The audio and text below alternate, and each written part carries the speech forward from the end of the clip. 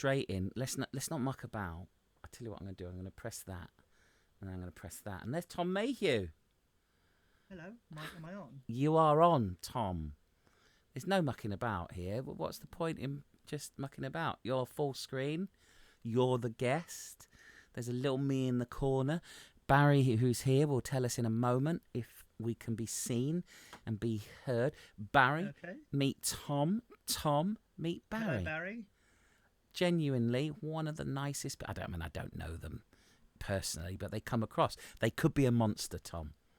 Oh, well, fair enough. Well, I mean, as long as they're a friendly monster. Well, as long as we're okay on Twitch. G-Hawk's here, and it's confirmed very kindly that we can be seen and we can be heard. Yay. Loud and clear. It's me, and it's funny looking. So this was, remember, have you heard of podcasts, Tom? Yeah, I think so. Are they the ones that you put on your iPod Touch? Yeah, that's right. Well, when I did start a podcast, no one knew what podcast was. My podcast started 2 months before the Comedian's Comedian. Maybe 2 or 3 months. You must have had the first podcast in the world. It was amongst the first 10 to 20,000. And it was about, hey, look, let's just talk about the comedy we love. Me and my friend Pete. And then we gave it up. Barry still uses an iPod Touch. Hey, good job, Barry. Simon Lomas has followed. That's nice. Oh, cool. Yeah, I like Simon. I've not seen Simon live for a long time, but he's very good. Very good. Yes, hi Gav. Please say hello to Tom from me and Julia, and that's from Basil Butler. Oh, Basil and Julia are the kindest people in the world. Aren't they? The third kindest, because obviously I or you are. Okay. Yeah. And then I think they come in a close third. Yeah. Yeah. How did we cross paths first of all, Tom? Probably when you were King Jab. And which you still are, King Jab, of course. Thank you. In the hearts and minds of many. Thank you. Probably when we both would listen to the Brian Gittins show on Spreaker FM. On Spreaker. Yeah, Brian Gittins, David L. I mean, whatever happened to that character, hey? I know, right? Just if there ever was a character who you'd think that's not going to get made into a major film. No, it's not going to get made into a lauded art house film because if you go because I just as a fan I put the Brian Gittins Speaker Show on. It's on, the archive is still online, and you can hear the first time Charles the Robot appears, and then suddenly it's a bloody film. Yeah, that was great fun though, wasn't it?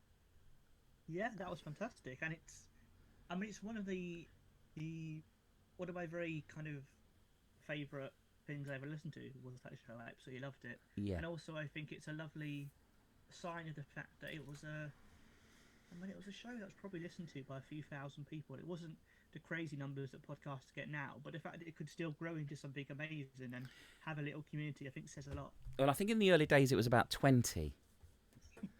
I joined in probably about the third one, and I remember why. I think the only time ever it got a retweet from Gervais, because obviously David Earl, as an actor, has worked with Ricky Gervais.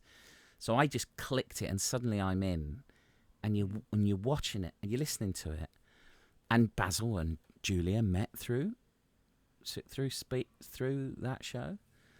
And suddenly and in the first ones it was literally just a dozen or so, but all of these voices that now, so I do remember, so Brett Goldstein, he of the Marvel Cinematic Universe, used to call in. All sorts anyway, so there you go. Had you done stand-up before you started listening to Gittins? Yes, I'd done a few gigs in about 2010. So I'd done a few before then, but I think Gittins was 2012 or 2013. So I'd only probably done about 10 gigs at that time. Yeah. What was that, like local stuff, just open mic and Just literally open mics in pubs. Nothing exciting. Tom beat me at the Brian Gittins Honk Show, says Basil Butler. I did. He's carrying that. Basil was robbed, in fairness. His video's on YouTube and it's very funny. Geeky Girl's here, and Josie Ray's here as well. They're regular lovely people. So let's just jump. So we had a little chat beforehand, and I'm going to put this out there. I'm a fan of Tom Mayhew, all right? Now, we'll talk about Tom Mayhew in the third person so that you can have a little kind of detachment, yeah? Okay. Am I supposed to talk about me as well? No, that'd be weird. All right, cool. Yeah. I'm a fan of Tom Mayhew because I've seen, first of all, how funny you are. You don't need me to say that. But also how funny you've been. But also how hard you've worked. And also how hard you still work. And look now, on paper, Tom, did you think you would be just ever about to be doing your own show again at the Soho Theatre on the bounce of the second Radio 4? And I know that all of that is kind of just a small part of what you do. Or are you just furious you're not on Live at the Apollo? No, I'm always fundamentally grateful for any successes I have. I think they are the most important thing, really. And I think that genuinely my favourite things as a teenager were podcasts and radio shows, because it felt like they were more... I mean, you don't always realise it when you first like comedy, but they're more real, they're more genuine. Like, if you watch something on Live at the Apollo, it's had, 10 different producers say, can you say that? Should you say that? Maybe you should do that bit or whatever. Whereas if it's my stand-up show on Radio 4, it was just me, my producer, and an exec producer, just 3 people. So it was pretty much exactly what I wanted it to be. And you don't have that control when you do something on telly. Well, most people don't. I presume you would if you were Monty Python. But I don't think they had full control. No, exactly. So, it's that thing where I love it. It's my favourite thing in the world that I've done a radio show. Like, literally, I'd happily do it forever. Yeah. I'm not someone who goes, oh, I've done radio, right, I've got to do telly. I'm like, oh, I've done radio, and it's brilliant. I love it. It's got one of the best titles going, though. Come on. Of course it has. It's just the whole... What? First of all, tell us it. Tom Mayhew is benefit scum. Where did that come from? I know you've told this before. Well, I was probably the working title was just going to be something like Tom Mayhew's Job Centre or something like that. But I think eventually we just thought it would be just much funnier to have it called Tom Mayhew is benefit scum, especially to hear the really posh, really well-spoken Radio 4 announcer say Tom Mayhew is benefit scum. Yeah, exactly. I just found it really funny, the idea of making them say it, and we didn't think they were going to let us use the title. And I think there was a point where someone high up said you can't use it, and we had to really fight to go, no, we want to use it, and it's kind of reclaiming and kind of, so eventually they let us use it, and it just still makes me laugh every time. It makes me laugh, and I think first of all, I think there's a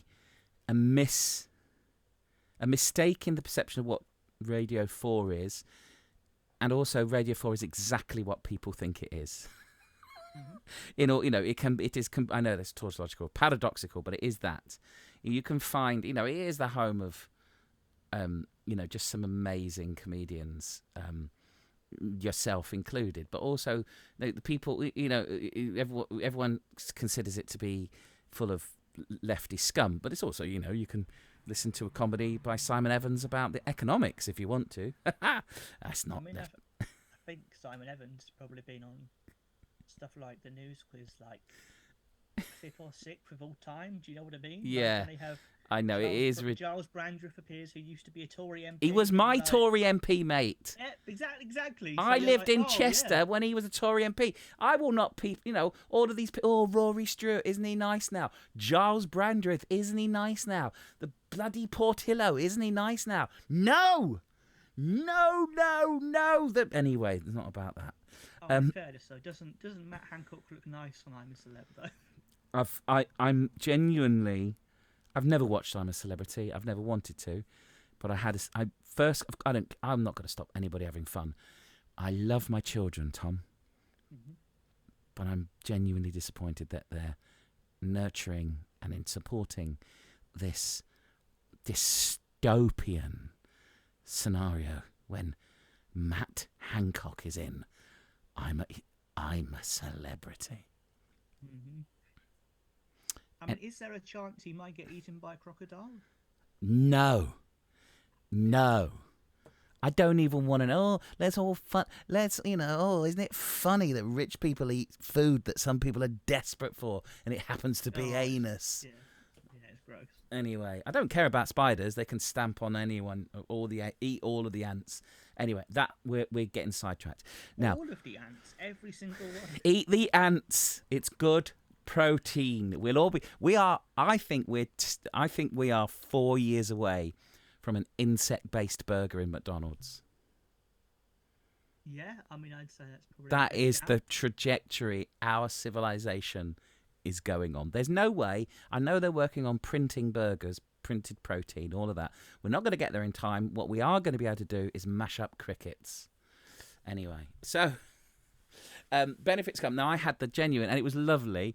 I got to see the record of your second series. That was hard work. You recorded all of the shows in one hit, and then they got cut up. And can I say, beautifully edited. Thanks to my producer, Benjamin Sutton. He did a great job. Yeah, great work. And cut up, and they were thematic. But it was really lovely. How... irrespective of a performance and how nerve-wracking it is, tell me about that night when you had to record all the shows in one hit. I mean, it was a long night. It was, we had to record about 40 minutes of stand-up. And I think we recorded for something like an hour, 50 minutes in total. Of course, that includes retakes and stuff like that, but we still recorded far more material than we actually needed. Some of it will never be heard ever again. So some of the stuff you heard, Gav, no one else is going to hear it. There we go. So yeah, it was quite a long record, but it was quite fun. I think you always want more material for editing it down. You'd rather have too much than too little. That's kind of the mentality we took. But it was really interesting because the first series, we pretty much knew as recording what episodes would be, what all the material would be, because it was taken more from an Edinburgh show. Whereas the second series, I came off stage and I was like, yeah, I have no idea what half of this is going to be. Because we just got so much, I had no idea what bits would sound the best, what bits would fit together the best. So it's quite exciting for me to listen to it, to be honest. Yeah, I bet it was. Did you, so in that process, because of course when the finished piece is interspersed with, your talking head, not that, but you talking, your dad, narration from half of Delightful Sausage, because you had the other half in the first series, Chris Cantrell, Christopher Louise. Which bits came first, the stand-up or the bits around it? The chats with your dad or the... The stand-up always comes first. But it's just really, really nice how I would write the stand-up around some experiences that mean a lot to me, that really resonate and really mean a lot to me. And then in the interviews with my dad and my mum, like they would bring up the same things, which is really, really lovely. Like I remember in the first series, my dad, I was just chatting to him. I didn't tell him to bring anything up. We just had a chat and recorded it. And he told a story about when he ate Weetabix after he got his first job when he was 12. And I was like, yeah, that story's in the show, and I've done it, 50 odd times in the show, and you've never even heard me tell that story. So it was really nice to have him tell the story and then have me doing the material later on in the episode. It's a very authentic what you do. First and foremost, it's funny. Yeah, you write jokes too. It's full of jokes and it's funny. But It's so beautiful how you tie, and you're very honest. That first, both those series, there's a rawness to it, there's an anger to it, there's an honesty to it. Yeah. What impact does that have on you? Well, the first time or the first few times you've shared something so honest and open and raw on stage? I mean, with some of the bits of material, like when I'd be writing it, I'd get a bit emotional, and there'd be some days where I'd go, I want to write this thing about when I was signing on, or about when my family are in this type of situation. And the first time I write it, I kind of get a bit emotional and sometimes just cry and go, I can't do it.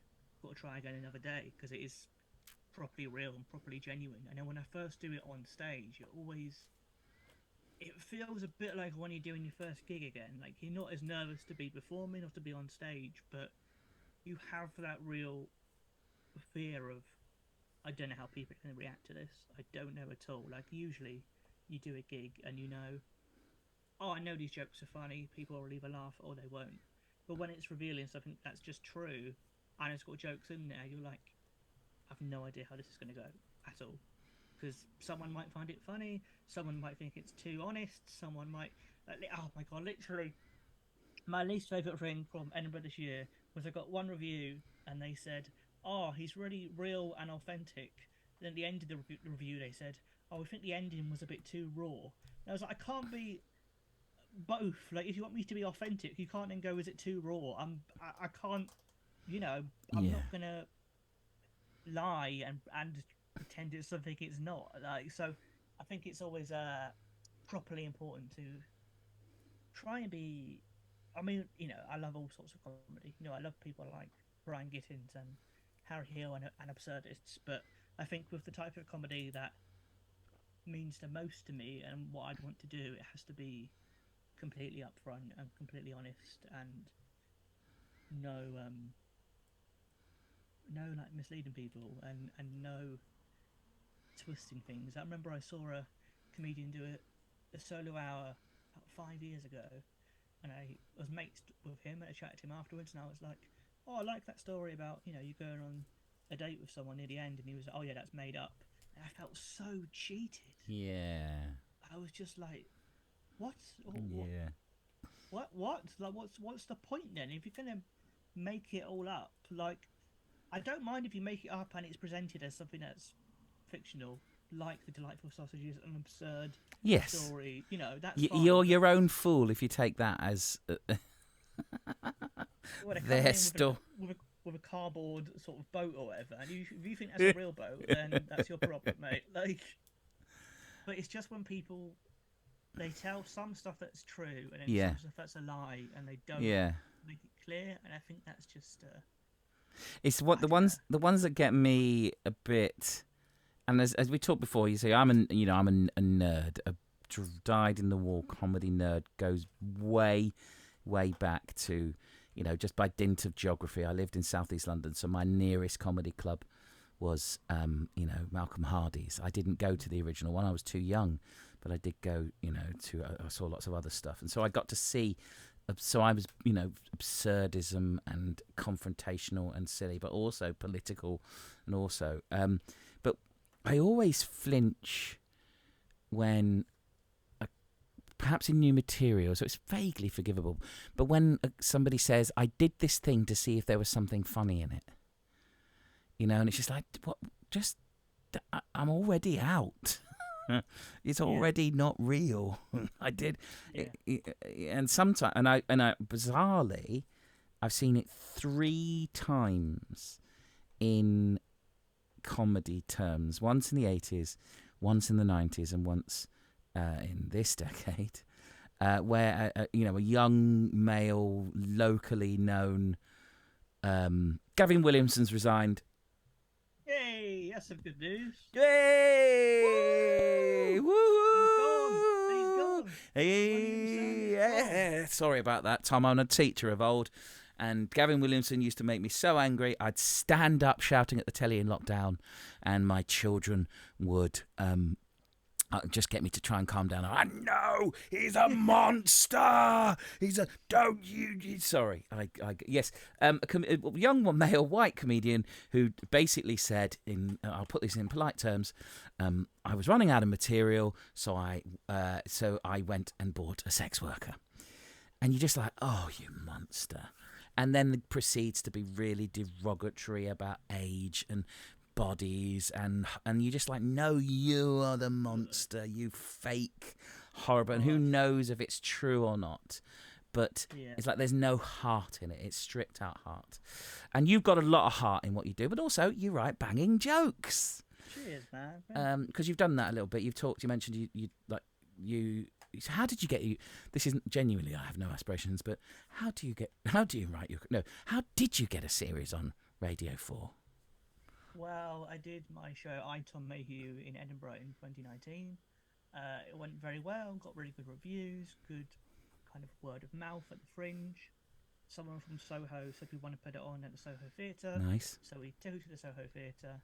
Then on the third night of the 3-night run, a Radio 4 producer came to see it and said we'd like to pitch this as a series. And we pitched it, and we went from there, really. And how long was that journey? From Tom Mayhew, brilliant, redolent poster, if you know it. It's well, you can do your investigating, and you can imagine it. How long was that journey from that Edinburgh to? Because there was a kind of perception that everybody who got noticed, who got nominated, would get a special or a series, but that doesn't always happen. And neither should it be, should it? But how long did it take, roughly?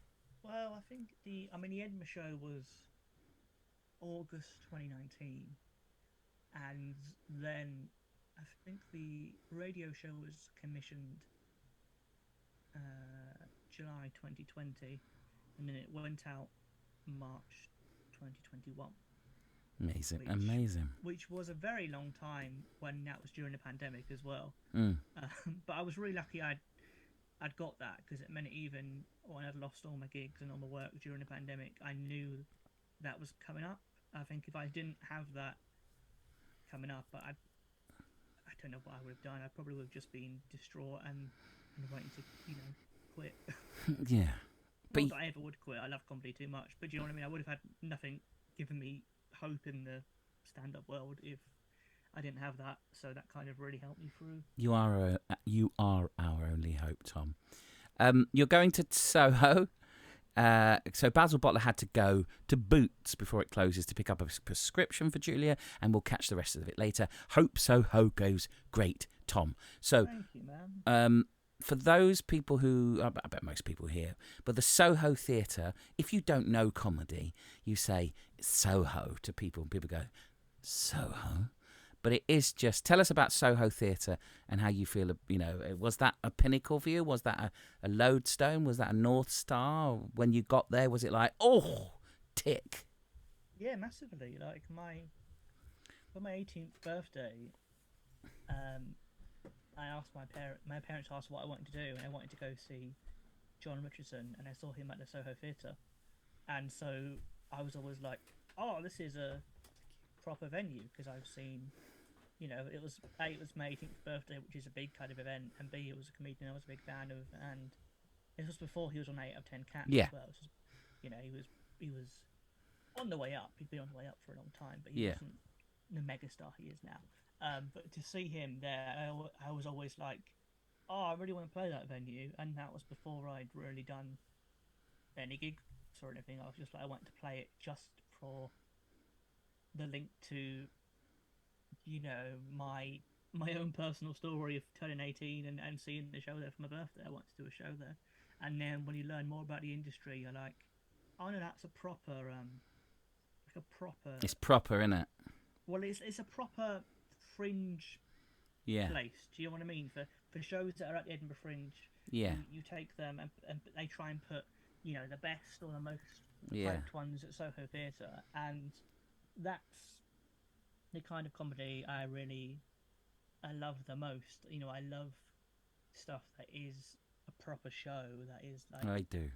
here's me, there's a narrative, there's a start, middle, end, and for an hour you're in that person's world. And Soho Theatre is pretty much the best place for it in the country, really. I think I don't think anyone quite does what they do in terms of, you know, Their bringing. programming is just through the roof, isn't it? And Yeah, it's incredible. and yeah, I think it's very eclectic.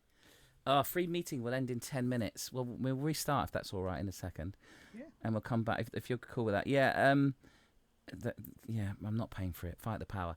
I did, whilst you were talking, have delivered a bottle of. It's not champagne. It's a bottle of Leffe. This is genuinely.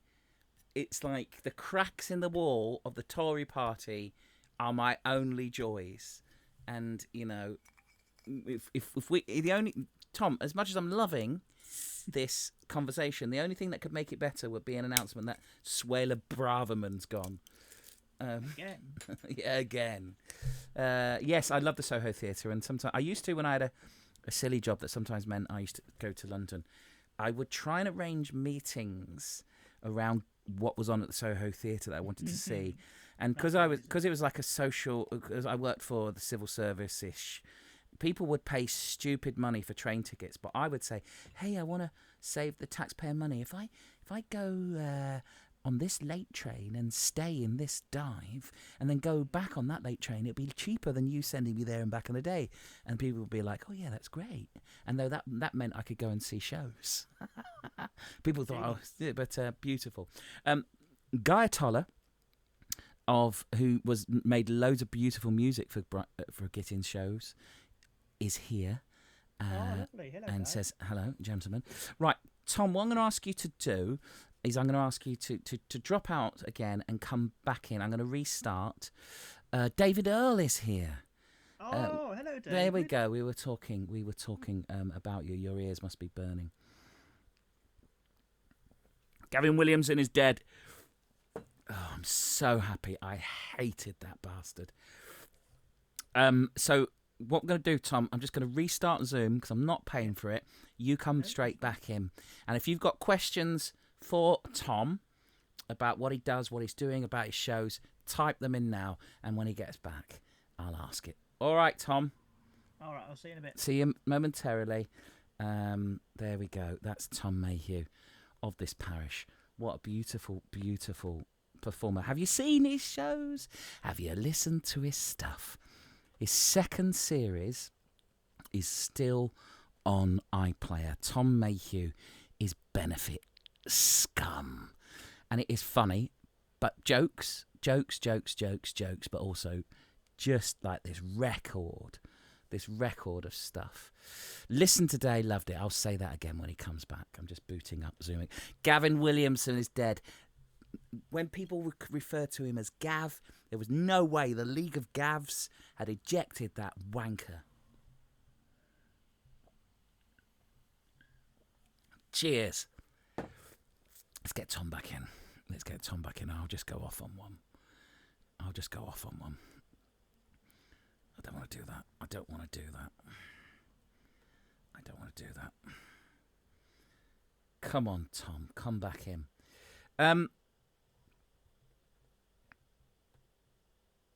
Never has a Tory been called Gav. Never should a Tory have the name Gav. Never will a Tory if, as I live and breathe, which won't be for much longer, will a Tory. Hello. Hello, am I back? Yes. Yes, Tom is back. Let's make Tom. I've used Zoom so much, but I still don't know how to use it properly.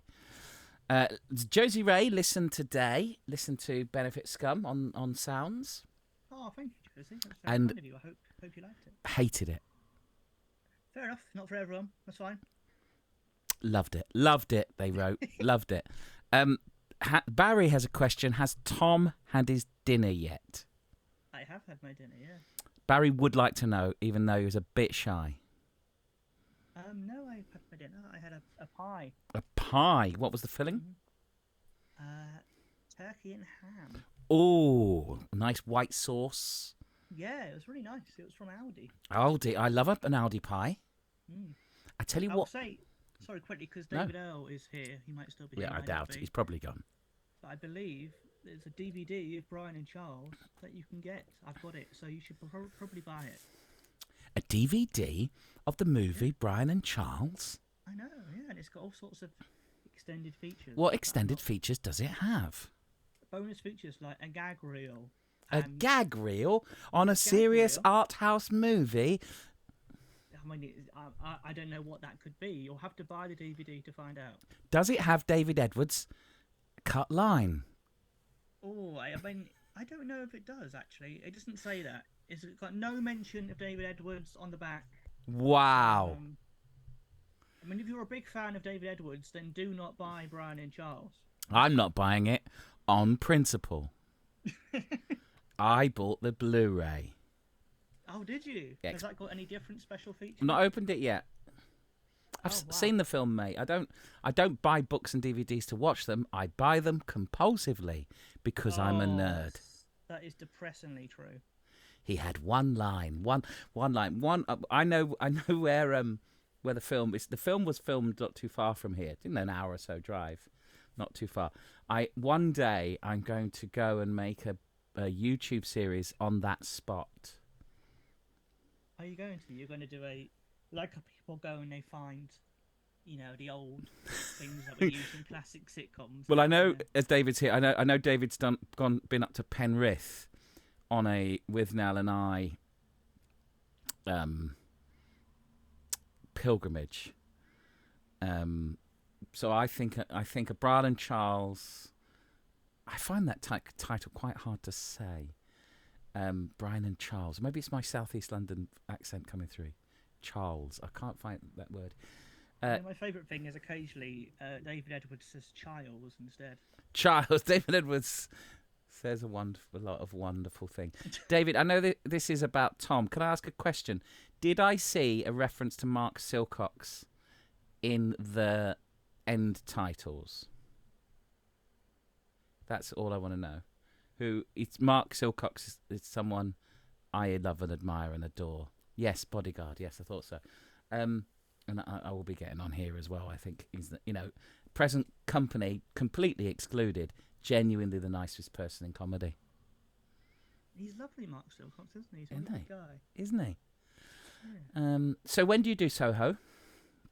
November the 15th and 16th. And how are you feeling about that? I'm feeling all right. Like, I like the show a lot. I think the show is really good. It's just I don't know. It's just when you worry about selling tickets, and it's. I think it's the one thing in the industry we all absolutely despise. You love the performing, you love doing the shows, but just the anxiety about will enough people turn up just makes you feel a bit sick. I don't like that bit. But... No. It's just the most... I mean, I'm not anywhere near anything you do, but, I tour shows. And luckily I work mostly on guarantees, not ticket sales.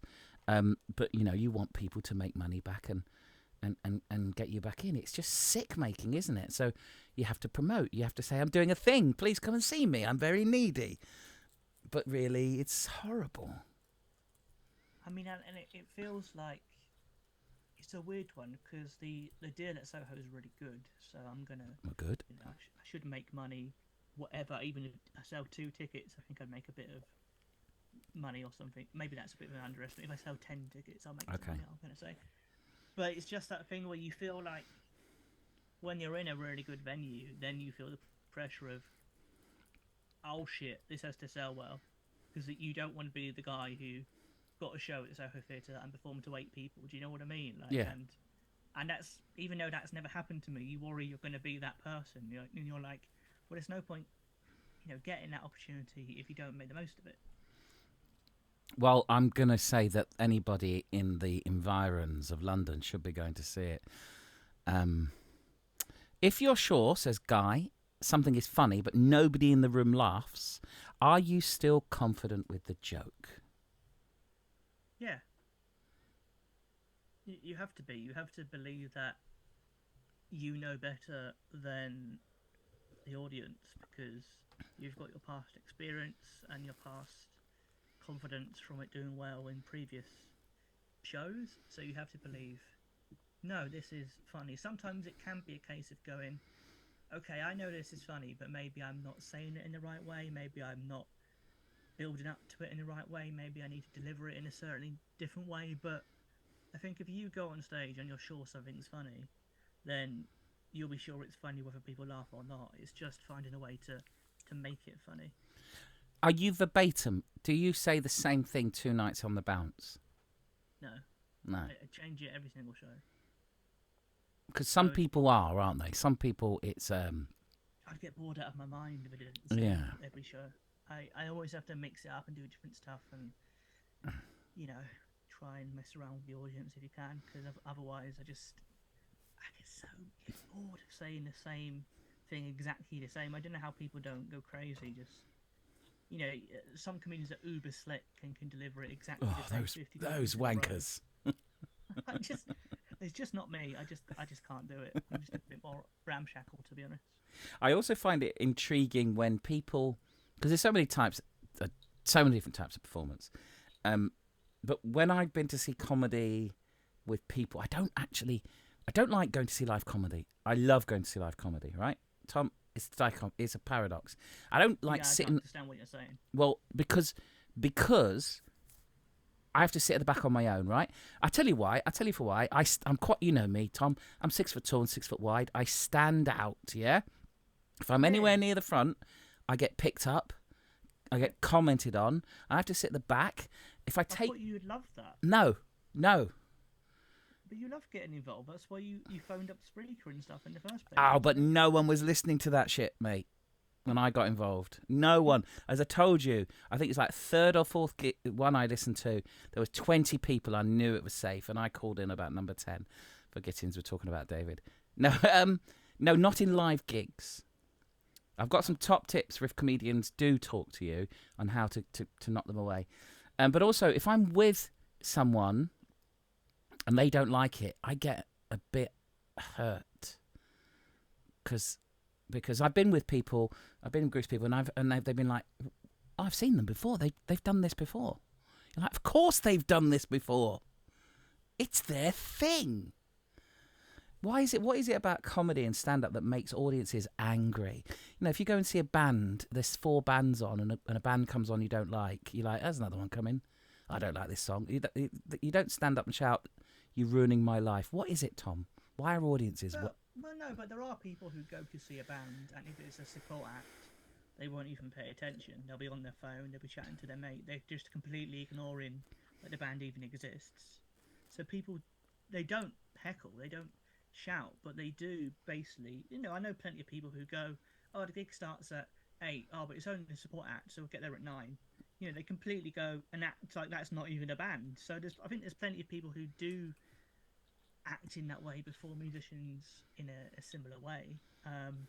But I think comedy is a real, you know, you know whether you find it funny or not straight away, whereas music, sometimes it grows and you don't have the same immediate response always, whereas comedy, if you've not found something funny and someone you know has, it can be a bit confusing because you're like, I love that. But you hate it when they do it to you. Yeah. No, I love watching the audience. I hate it when it's a friend of mine because I thought I knew them. My kids are brilliant. When my daughter was quite young, she said to me, if I meet someone new, one of my tests is I show them Limmy doing the Requiem sketch, one of his early online sketches. If they don't laugh, I'm not going to be their friend. So I get that. So I think, no, you're my friend. You should like this.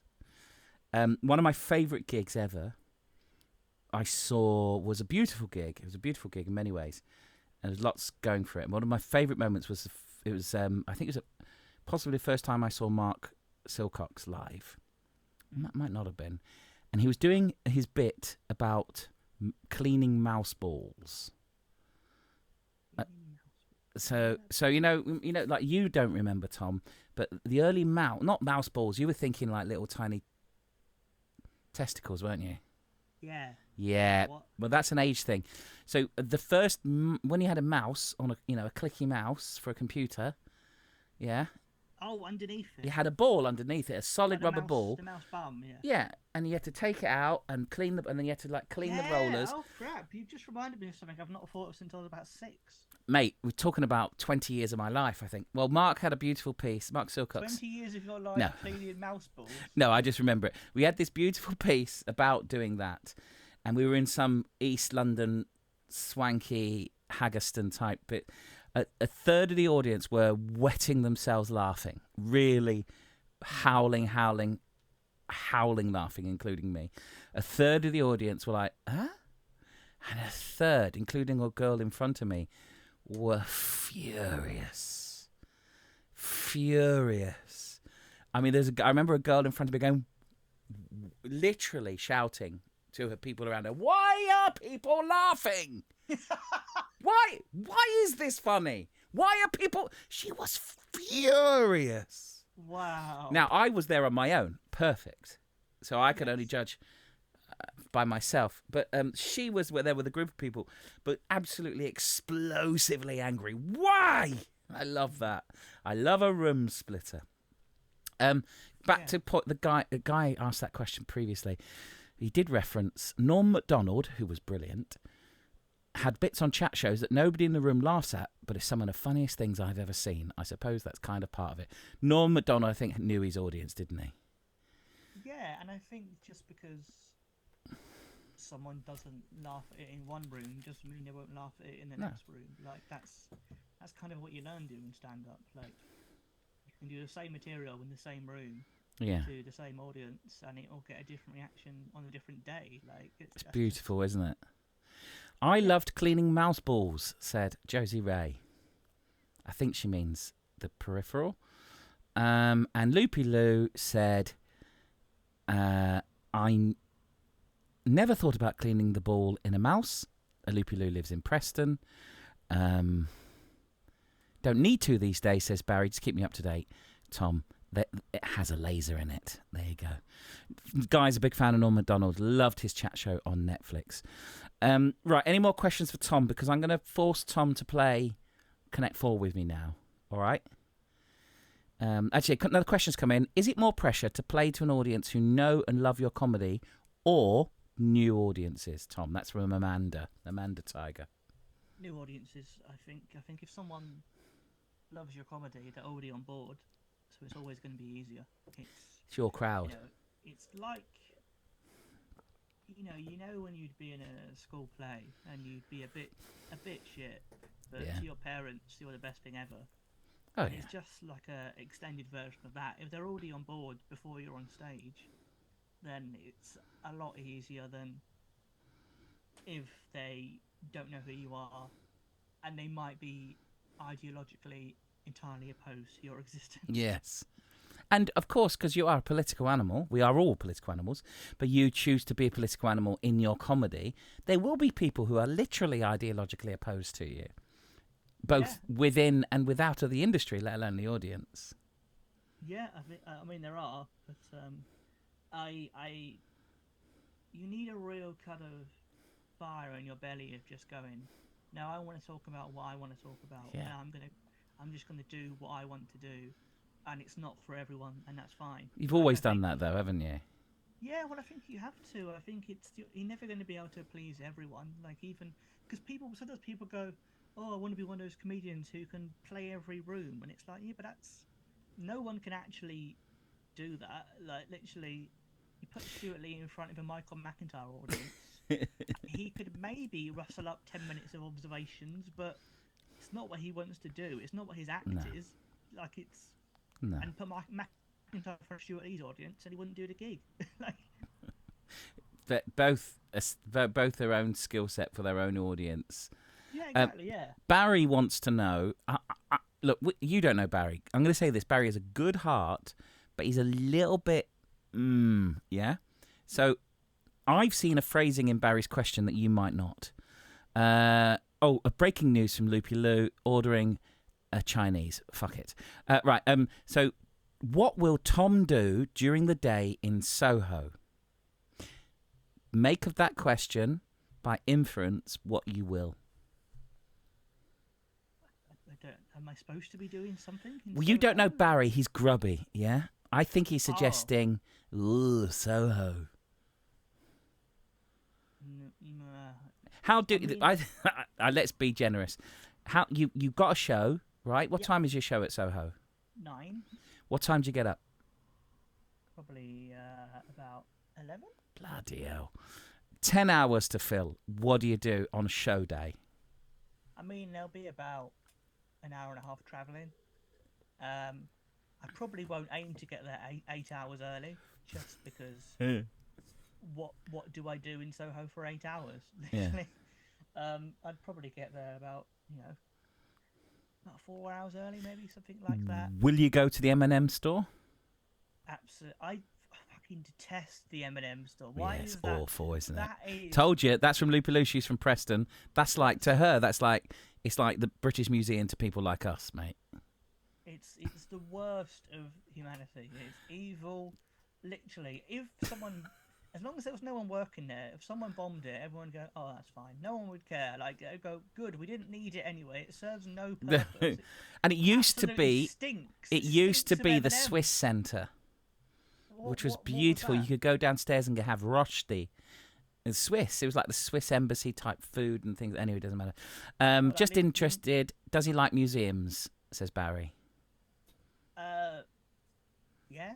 I mean, it depends what the museum is, I suppose. Yeah. Like, I mean, someone could argue that M&M World is a museum. Well, places like that. So in lockdown, the summer where we were kind of like eating out to help out, kill everyone. My kids and I had a little bit of a break in a friend's house, and nothing was open in London. So we kind of went in. The only thing that was open was the Lego shop, and that was basically, I told them to treat it like a museum. Lego's bloody expensive. I bought some Lego for my nephews, and Jesus, a tiny little man. He's about £8. I know, it's bad, isn't it? Will you get hot nuts? I think that's a reference to the men and people who sell hot nuts on the streets around Soho Square. Oh, are you asking me this, or is it? That's Loopy Lou again. I don't know what you're talking about. Do you know those? Like when you go into a town, there's the guys, and they've got they sell like hot sweet nuts in a paper cone. What? You not seen them in Leicester Square? No. What are you talking about? People selling a cone of nuts. A cone of sticky sweet nuts in Soho. We've all had a cone of sticky sweet nuts in Soho, haven't we, Tom? No. I didn't know it was this kind of chat, but I have a route because I'm a Southeast London boy, and we used to go up to town. And the place when I go to Soho, I always go to Bar Italia.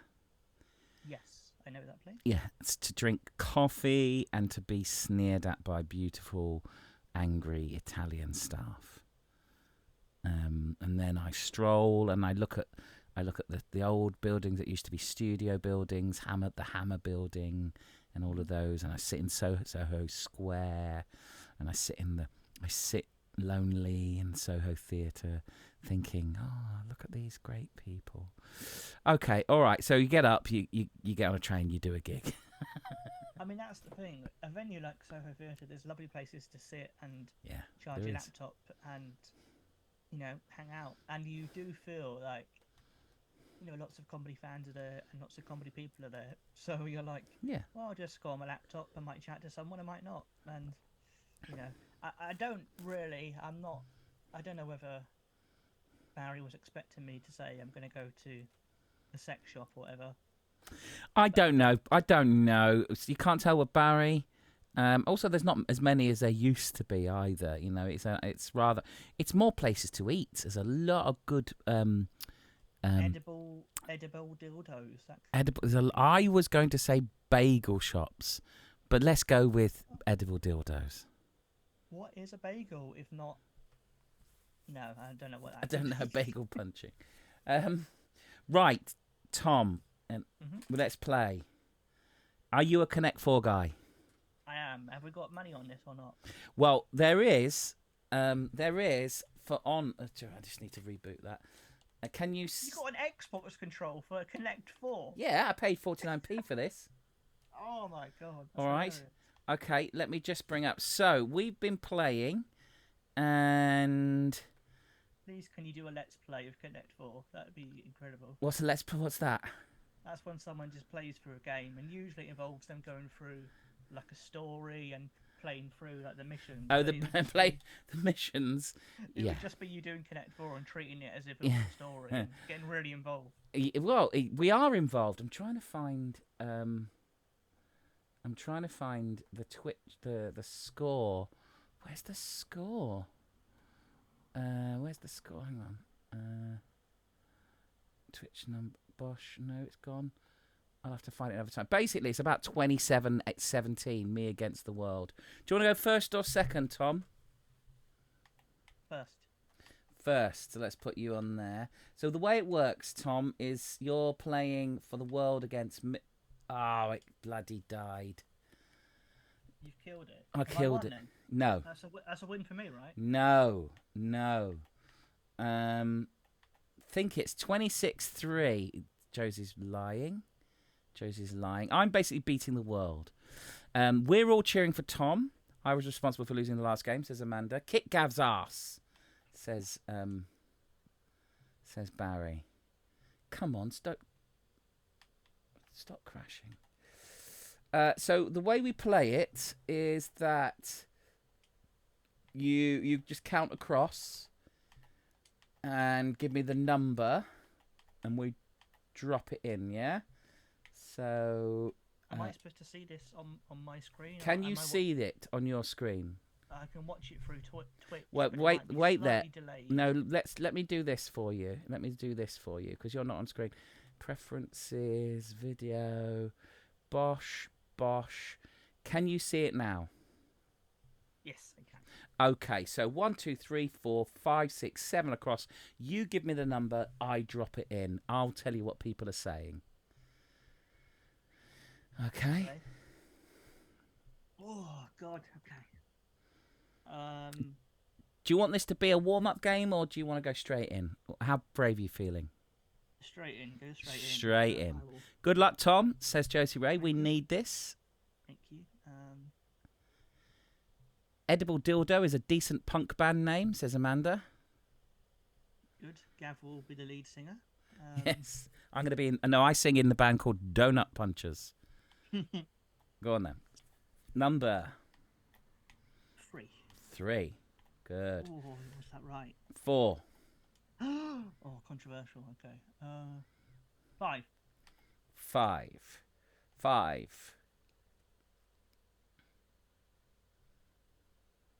4. Say again? 4. 4. 4. Oh, hang on. There it goes. Nice little pattern, bit of tessellation. 5. 6.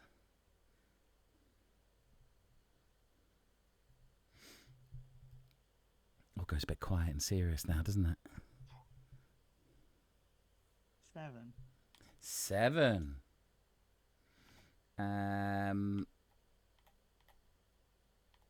5. Oh, why am I so nervous? This is horrible. I know. It's awful, isn't it? It's no fun. 3. 3? Oh. Okay. 4.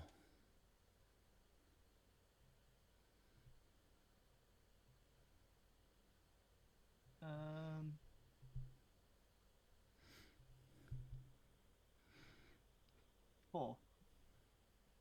4. 5. What? Why would you do that? I don't understand. It's the way Gav says things. Real mind game, says Josie. 2. 2. 2.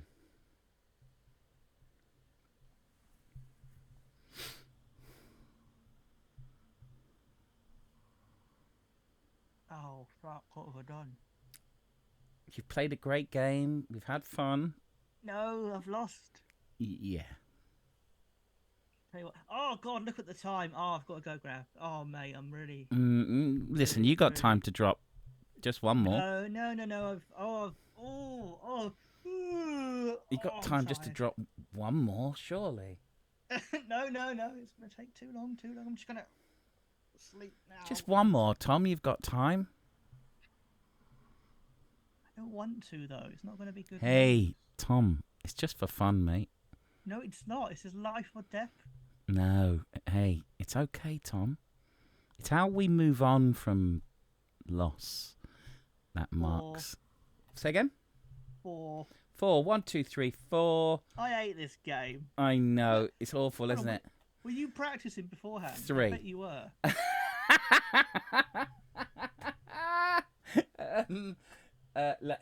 Let's put it this way, Tom. I played a few. We'll play again if you want. We can count that as a warm up or not. I gave you the choice. That was a practice. I'll tell you what. Shall we make that practice game chat? Chat decides. Was that a practice game? Chat. Now I genuinely love Connect 4. Channel 4 as well. I remember the first night. I genuinely love Connect 4. Genuinely, I love board games. Everyone's saying practice in the chat. There we go. Everyone's saying practice. That's 2 people when you say, okay, practice. We count that as a practice. I love games and I love Connect 4. I went to a board game cafe this week with my kids and a lovely pal. And whereabouts? In Liverpool. Oh. We've got a lovely one in Liverpool. And They're popping up about. They are. I do not play Connect 4 between the times I play on Twitch, but I have played a few games recently. I bet you've played a Connect 4 app or something. No, honestly, no. I thought about it, but shall I tell you my tactic, Tom? Shall I tell you my tactic? I'm overconfident in the speed that I play as a psychological action. Oh, it's so hard. I know. I don't like playing Connect 4 anymore. You've ruined it for me. Yeah, that happens a lot. Right, so that was a warm-up. Let's go again. Woo. Tom, do you want to go first or second? Strategically, going first is best. First. Okay, let's go. Literally, it says there, let's go. 3. 3. 4. 3. Ooh. 3. 3. 4. 4. 4. 5. 5. What am I doing? I don't know. 5. Oh God. 3. 3. 5.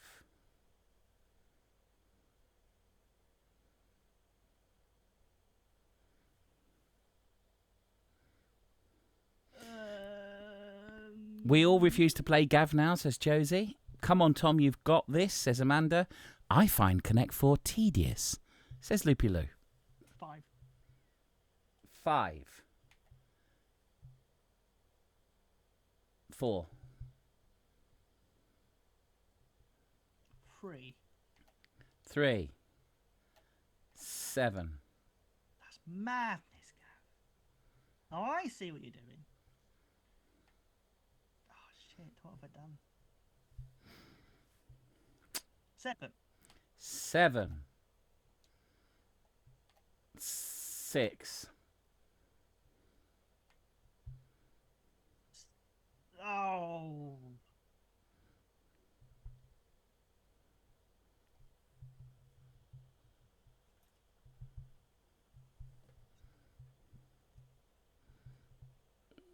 'Is he gone? I hate this game. Right, where are you going to go? I've lost, Gav. You know I've lost. But no, you've not lost until we've lost. So if I never go, is it a draw? No. We've only got 9 minutes. No, you have to lose. I can just wait for this Zoom to end. No, you have to lose for you to rise again. How can you be the phoenix if you can't fall? All right, Michael Caine from Batman. Oh, what's that brilliant? Oh gosh, the guy who makes all the videos. Never. Anyway, it doesn't matter. You gotta say a number. Say a number. One. One? Oh, that's madness. Strategic. Oh my goodness! Look, I didn't see it coming. Was that a practice? Yeah. Nope. No. No, that was the first one. Let's say the first one. We can't even claim that as best of three, can we? Best of 5. Tom is very impulsive, says Loopy Lou. And I'm going to remind you that literally the previous comment to that was, I find Connect 4 tedious. So that's someone who both finds it tedious and can have a very extant critical response to the game. I mean, it's the game is not made by the game; it's made by the players. Oh, isn't that a song by Taylor Swift? It should be about Connect 4. Connect 4. Has anyone ever written a song about Connect 4? Oh, I've heard songs about Monopoly, but I imagine them.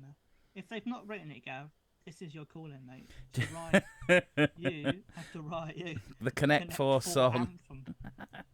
Look, I'm not claiming to be the world's best socialist, but as someone of the left, whatever that means these days, I love Monopoly. I know it was designed to show people how awful capitalism is, but I love it. All right. Does Tom know we are all coming down to spend time with him pre-show, says Loopy Lou. I mean, you're welcome to. Mm-hmm. Feel free. I would just be probably in the Soho Theatre bar. You're more than welcome. Come on. The Horn section apparently have written a song about Connect 4. Oh, that's a shame. And Barry knows. That could have been your big break, Gav. Gutted. Monopoly is Days of Tedium. I've never finished a game because you're playing the game wrong. You're not using the auction rule. What? The auction rule? Exactly. No one plays the actual auction rule because no one reads that bit. No one likes that rule. It's what makes the game short, Tom. Oh, okay. If you don't buy a property you land on, it goes out to auction. Oh, I see. That's the rule. Which means all the properties get handed out quickly and the game ends quickly. Mm-hmm. People lose because they are tedious. People win because they are powerful. I win. Barry has written, he's very good like this, the rules clearly state, if the player lands on an unowned property, whether street, railroad or utility, they can buy the property for its listed purchase price. If they decline the purchase, the property is auctioned off by the bank to the highest bidder, including the player who declined to buy. There you go. That's why Monopoly goes on forever, because everyone's waiting to buy properties. No, the properties get bought the first time they're landed on. Bang, bang, bang. Somebody lives in a slum. Somebody lives in Park Lane. Deal with it. Anyway, Tom, it's not about me. Is it not? Okay. Tom, it's been so lovely to see. I mean, you came up and did a gig for my festival, which bankrupted me. I've seen you perform. You're welcome. Thank you. Not your gig. I've seen you perform in a plastic tent in a garden in Edinburgh. Oh, Christ, that venue. I mean, you were very, very, very good in a terrible venue. Yeah, I mean, it's not a venue anymore because Good. It wasn't ever a venue. Well, it wasn't a venue then. You know, I've had the privilege of seeing you record your Radio 4 show. I think you're brilliant. Oh, bless you, mate. I think you are the epitome. When people offhand say, oh, comedy is a meritocracy, well, you know, in anything creative, luck comes into it. But actually, you have got to where you've got to because you're one of those lucky comedians, because you got luckier the harder you worked and the more you turned up. You kept turning up and suddenly here you bloody are. And I've got no right to say this, but I'm bloody proud of where you are, Tom. I think you're amazing. Oh, bless you, mate. That's really lovely of you to say. And I think everybody, if you're within striking distance of London and you do not go and see Tom at Soho, shame on you. Last call for any questions to Tom. Tom, do you want to tell us what you're doing or anything interesting after Soho? What's in the diary? I mean, nothing. Just gigging. Yeah, nothing major's kind of going to be announced. I've not really got any. You doing Leicester? Plans. I'll be doing Leicester next year, doing a new work in progress, starting on another new show, presumably for Edinburgh next year if I can afford it. So yeah, I'll be in Leicester next year. But yeah, mainly just doing some writing, doing some gigging, that kind of stuff. Do all the follows because Tom deserves it. Bless you. Tom, my regards to your family who feature beautifully in your work. What a beautiful record. They're in my Radio 4 series. It's very nice. They are, and if you haven't listened to it, do so. Tom, thank you for your time. Thank you for inviting me, and for chatting to me and being so supportive. It means a lot. And beating you once at Connect 4. I mean, that's maybe lose respect for you a bit, but you know. Wow. I mean, typical socialist. Cheers, Tom.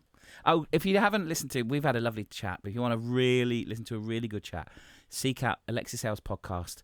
Alexi and Tom are just a perfect little pairing. I love it. Oh, bless you, mate. Yeah. I'm not sure why, but that's kind of. No, it was really good listening to two people. I think in the same in the same realm. Just make a connection. Get back on that. You deserved it. Cheers, man. Thank you. All right, Tom. You take care. You too, man. All the best. Bye. Bye, Tom. Oh, Tom Mayhew. Look at Tom Mayhew. There he goes. Tom Mayhew. Got no hair. Oh, Tom Mayhew. I'm going to say that a few more times. Tom Mayhew. I think, and genuinely, you can see the arc of Tom's career. It is entirely linked to sweat, toil, work at it. Tom's got an ethic, politically, personally, and a work ethic. This is why I am 51, titting about on Twitch with you people. Wonderful. Thank you, Tom. There he is. You all follow Tom now. Barry, could you furnish the chat with Tom's social connections? Is that too much to ask? What is a work ethic? I don't know. I wish I had one. What's that screen there? Twitch? No. Basic green screen. There it is. There it is. I need to edit it. It's not 2718 anymore. It's not 2718 anymore, is it? Cancel. It's that one. It's that one. It is 2818. 2818. Yes, I'm a patron of Tom Mayhew. I'd meant to mention that. Hey, Gav, last week you did the temp tattoos and Connect 4, but did you ever make the badge? Yes, I did. And the badge has gone to the requested owner. And I have posted the tattoos as well. You might not have received them yet.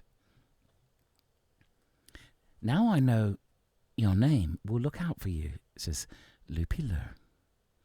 Tom Mayhew Comedy on Facebook, on Twitter, on Patreon, website, on Instagram. Barry, I genuinely love you. Did you notice Tucci is on its way? Tucci is on its way. Did you notice one of us has 2 Radio 4 comedy series and one of us 1. Connect 4 twice. There you go. Which means the most? Which means the most? Which means the most, huh? Which is the most? Which has the most cachet? Has the most Radio 4? Shit. Shit.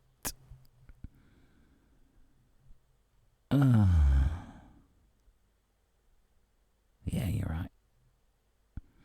Gav needs a Radio 4 show about Connect 4. It's more respected, for sure. All right, rub it in.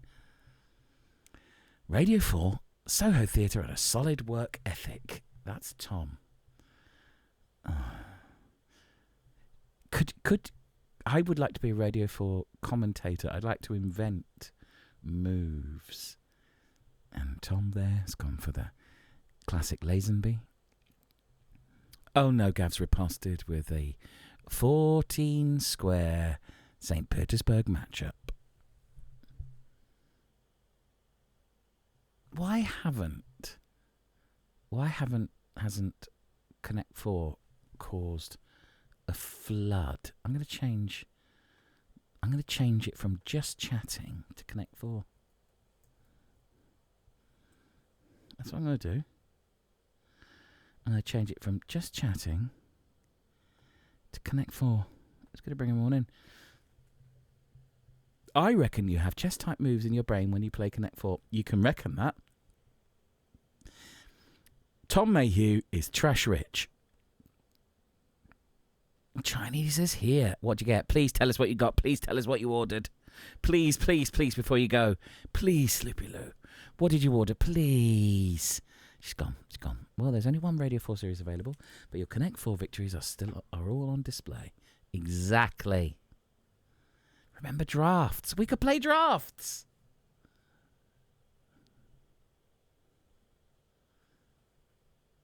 Oh! If we played drafts, would it count in the universal scoring? I like Othello. That's a decent two-person... I can't play Othello. Josie Ray hated drafts. Wow. Wow. Wow. Hated. No, says Claire. No, says Claire.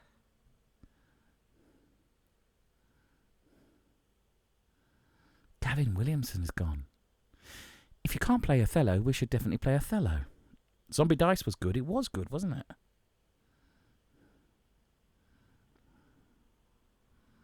I like that.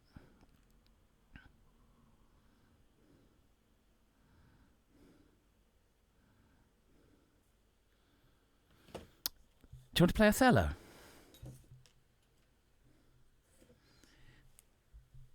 Does anybody want to play a game with me? I'm feeling needy right now. I'm feeling needy. Anyone want to go at like a rapid Connect 4? A rapid Connect 4? Anyone? Bueller? Bueller? Bueller? Backgammon? Checkers? I'm here for anything, but not confident. What about a rapid game of checkers? Let's see if I can. Here comes Ned. Othello used to be a play. Here comes Ned. Thanks, Ned. Sorry, I was talking to Tom before. Come say hello, Ned. There's Ned. Hiya, Ned. Thanks, darling. What are you doing? Lou's watching Jackass. Oh. I've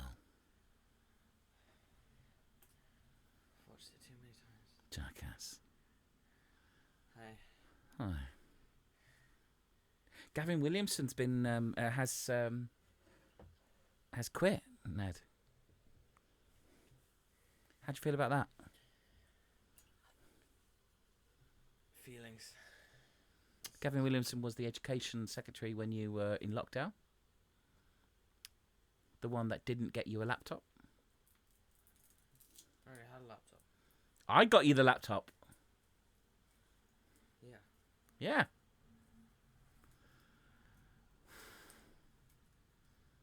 Ned don't care. Ned knows. I had a brilliant guest, Tom Mayhew, who's had like 2 series on Radio 4. Beat them twice at Connect 4, Ned. How do you feel about your dad? You're so great. I am so great. I'm going to try and kick Libby off the TV. Ned's going to try and kick Libby off the TV. Watched all of Jackasses. She's watched all of She's Jackass. trying to watch one of the 0.5s. I'm not having it. Not having it. Love you, Ned. There goes Ned. Who else was surprised Leslie Phillips was still alive until today? Yes, and it's the second one this week. Somebody else died this week who I thought, bloody hell. No, today, Treacher. Bill Treacher. Son of Arthur Treacher. Good luck to him. God bless him. I'm not religious. He died today, 92. 92. Bill Treacher died today.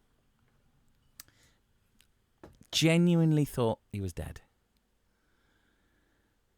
Leslie Phillips was lovely. That said, like you met him, Amanda. Please tell us.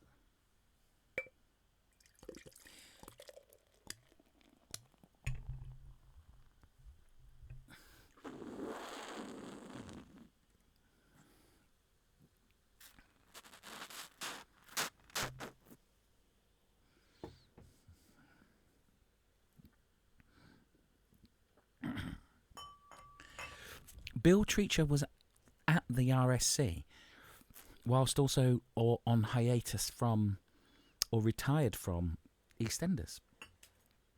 Oh no, Leslie Phillips, sorry. Ding dong.